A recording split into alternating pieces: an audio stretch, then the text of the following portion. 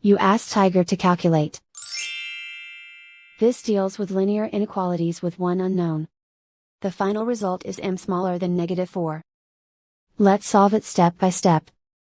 Isolate the m. Divide both sides by 4.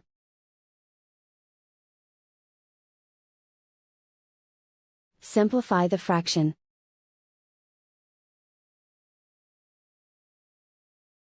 Find the greatest common factor of the numerator and denominator.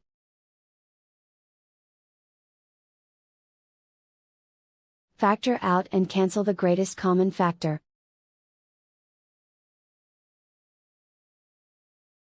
Plot the solution on a coordinate grid. And so the final result is m smaller than -4.